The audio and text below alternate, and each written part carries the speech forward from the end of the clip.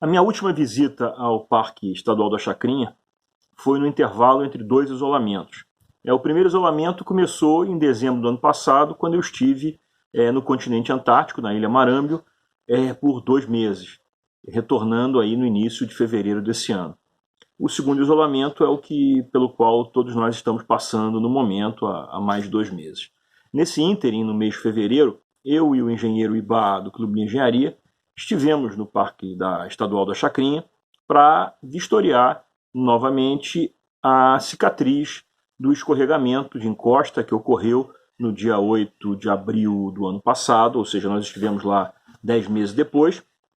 e vimos que nada foi feito, né? A cicatriz que no ano passado, que em 2019 estava desprovida de vegetação, dessa vez apareceu já com a vegetação começando a crescer, uma vegetação de capim, né? Mas a nossa preocupação é que blocos, matacões e blocos rochosos que estavam expostos sobre o terreno, que foram mobilizados com o movimento de massa, estão lá da maneira que estavam. Então ficamos preocupados com isso, principalmente porque ainda estávamos no verão, onde as chuvas são muito intensas, e aquela área desprotegida poderia receber chuvas mais intensas que poderiam, inclusive, mobilizar material que está instável na encosta. Felizmente, o verão passou, não houve nenhuma chuva significativa, nem de perto, né, com a chuva que provocou o movimento de massa, mas continua a nossa preocupação de que aquela área tem que ser reabilitada. A primeira coisa a ser feita é a remoção de todo o material, que não é um volume muito grande, né? Não foi um volume muito grande, apesar de ter sido numa área muito grande, o volume de solo e rocha não foi enorme, porque a cobertura de solo lá é muito pouco espessa. Mas o material ainda está disposto na base, ali já na área urbanizada do Parque da Chacrinha, causando transtornos e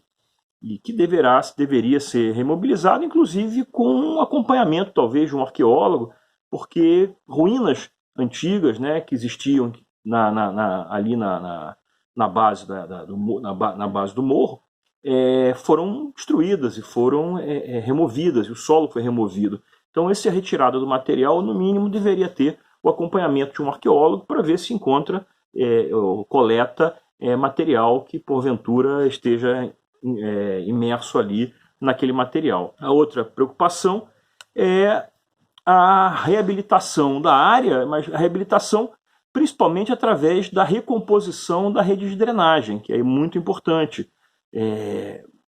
Como é uma área que atualmente está exposta, desprotegida, apesar do solo ter sido removido, ela pode começar a sofrer erosão pelas margens, pelas áreas que não foram afetadas pelo deslizamento de encosta. Então a drenagem deve ser reabilitada, deve ser refeita. E também a reabilitação através de replantio de vegetação para que a área se reconstitua de certa forma,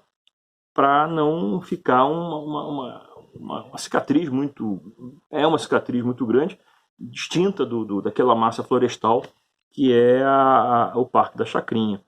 E a outra preocupação, talvez uma preocupação maior da comunidade, seja a recomposição das trilhas, porque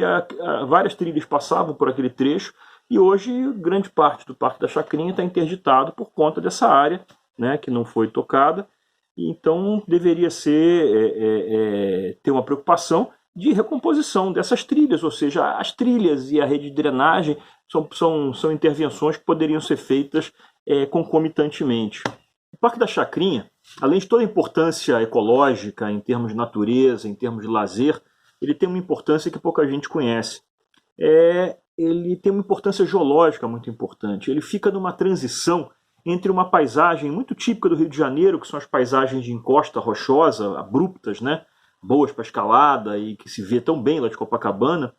e a planície, a planície fluvio-marinha, onde o bairro de Copacabana foi construído. E a maior parte do parque está numa unidade morfológica que é o talos, que seria exatamente a transição entre a planície e a encosta rochosa, ou seja, toda uma paisagem com uma declividade alta, não tanto quanto a encosta,